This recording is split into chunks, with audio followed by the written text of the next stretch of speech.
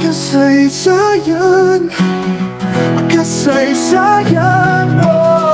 Matawang bumagsak ang kusang nais mong tumayong muli upang magpatuloy pa, ngunit ang mga tuhod ay nanginginig at kalan ay nanghihina. Sumulyap ako babalik sa daan na aking tinaha. Sa iba siguro ay kalagitnaan, ngunit sa akin patapos na. Sa kanila'y katanghalian, subalit sa akin ay takip silim na. Bigla kong natanong ang aking sarili kung ano ang aking nagawa. Sa mundong ibabaw ako ba'y nagkaroon ng halaga?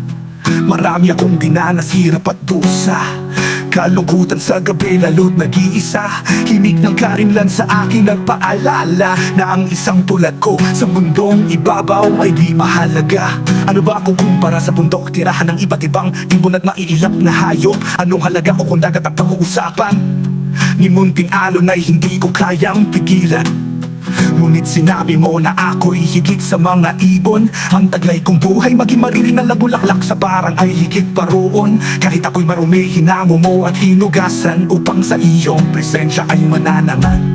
Ngunit ako'y mahina at nalilinlang. Ang bawat ngiti ng tukso aking sinulyapan, puot at prinsipyo aking inalagaan, hanggang sa kahihiyan sarili na sumpungan. Anong halaga ng talino kung nadadaya rin? Karunungang taglay hindi nagamit at walang saysay. Sa aking pagkaay, sila ay tumingala, humangat nagpalakpakan at pinuri sa tuwina. Ang isang tulad ko na hindi nila nalalaman na ang aking isipay punong-puno ng katanungan.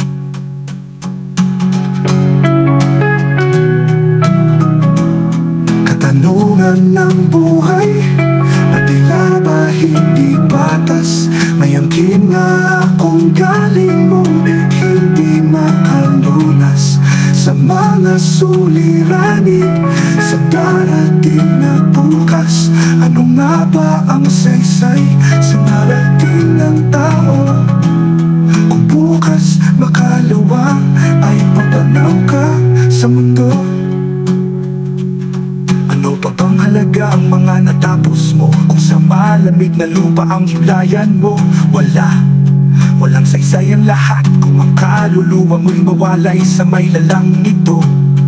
Kung kaya kung ang daan ko man ay papatapos na at ang araw ko'y lulubog na, aking hinihiling sa may likha ng lahat na ang mga mahal ko sa buhay ay kalingain at mamahaling tapat. Upang ang aking paglalakbay ay hindi mabigat at ang mga hakbang ko ako'y makausad. Kung may pagkakataon na ako'y lilingon, nais kong mapagmasdan ang mga ngiti nila at hindi ang lungkot na yaon. Yan ay kasapatan, aking gaya na aking babaunin doon sa maliwanag na lugar na aking tatahakin. Upang ang aking paglalakbay ay hindi mabigat at ang mga hakbang ko ako'y